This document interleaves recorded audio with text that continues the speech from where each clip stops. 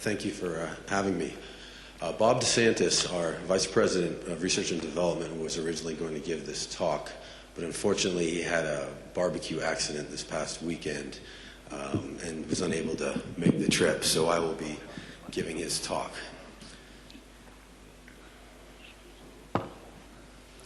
So a little background on Covidien. Covidien is a global medical device and pharmaceutical manufacturing company with over $10 billion in revenue. It was established in 2007 after it spun out from Tyco. A lot of you may remember it as U.S. Surgical before it was bought by Tyco. It's a well-positioned and diverse portfolio of products and technologies. We have a history of quality and innovation. As you know, U.S. Surgical was a pioneer in surgical stapling as well as laparoscopy.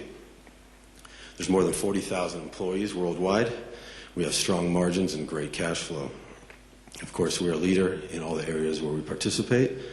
Our mission is to create and deliver innovative healthcare solutions developed in ethical collaboration with medical professionals, which enhance the quality of life for patients and improve outcomes for our customers and our shareholders. So here's a map of our global research and development for the endomechanical and surgical devices franchise. Our main areas are North Haven, Connecticut, Bedford, Massachusetts, and Trevoux, France, but we also have facilities around the world. We're continuing to innovate products as well as produce local products for local markets. All of this is done while minimizing costs and increasing productivity. So, EMID R&D platforms. What's EMID? EMID is Endomechanical and Intelligent Devices, R&D Research and Development.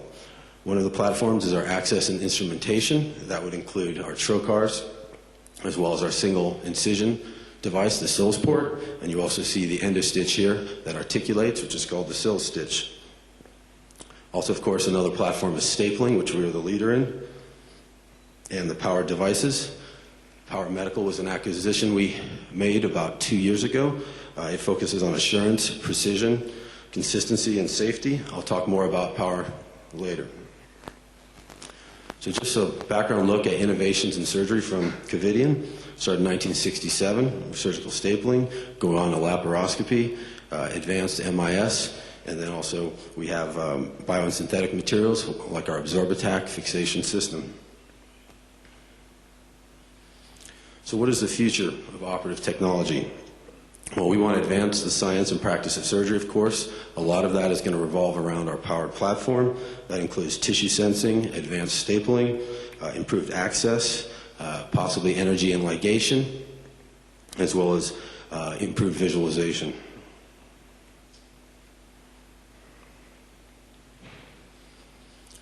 So when we talk about innovative surgical solutions, there's many stakeholders that we have to take into account. It's good hearing Doug and Ethicon are doing the exact same thing. One of the most important things is clinical outcomes. Everything we do has to improve patient care. We're also important to have more efficiencies, not just in the operating room, but for the complete patient care pathway. And green is a big initiative now with Covidien. We're trying to reduce our carbon footprint. One of the things that you know from our staplers is that you have one handle and all the end effectors will fit on it, so there's less medical waste. For example, in San Francisco, California, if certain hospitals exceed the allowed amount of medical waste, they are fined. So they're going to have to pay more for medical waste. So they want to reduce the amount of medical waste, and that is something we're very conscious of in all of our future products. And finally, economics. Health economics is everywhere now. With our products, our goal is to take cost out of the healthcare system while improving quality. You can imagine that's somewhat difficult.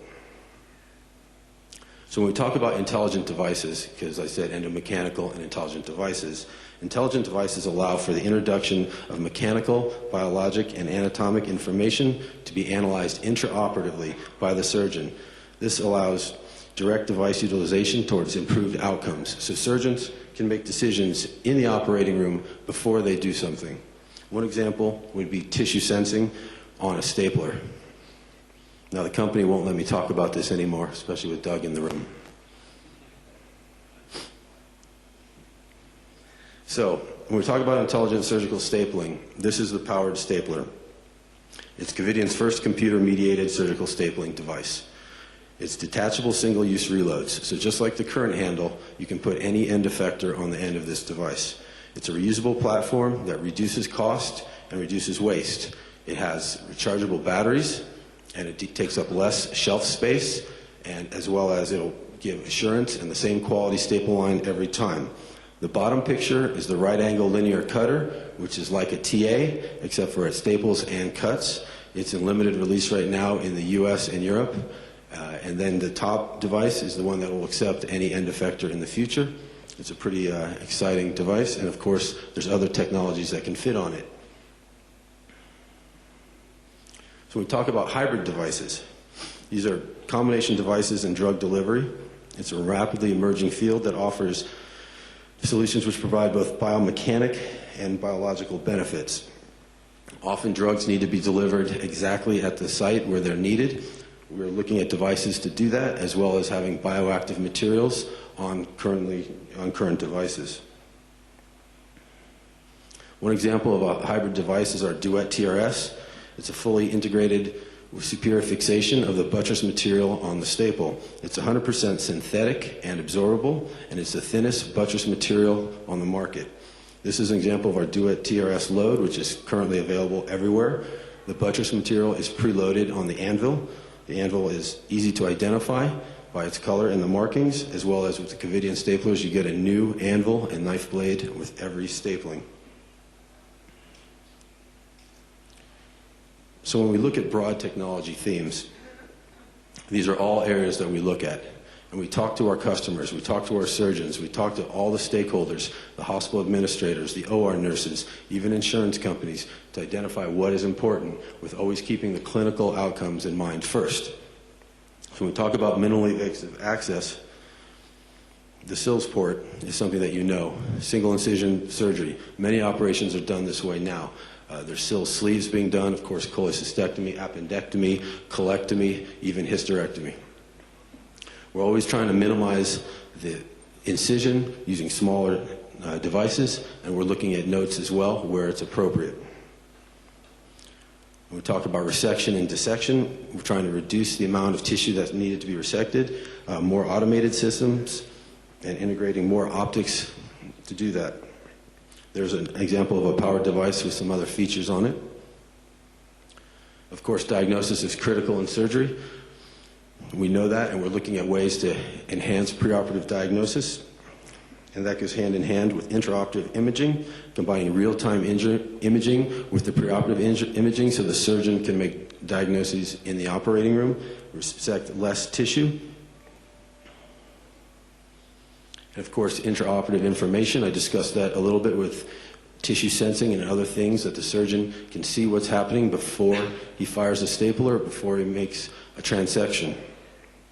And of course, local treatment. Active implants with durable, personalized effects. That would be personalized medicine, which is something that's coming very quickly. Also, minimally invasive approaches to hypertension, obesity, diabetes, and Alzheimer's. These are all areas of great interest. And finally, implantable devices that mimic the biology of a particular patient, as well as they have an IT infrastructure so they can transmit information about the patient, and that can be analyzed. So, the Covidien model.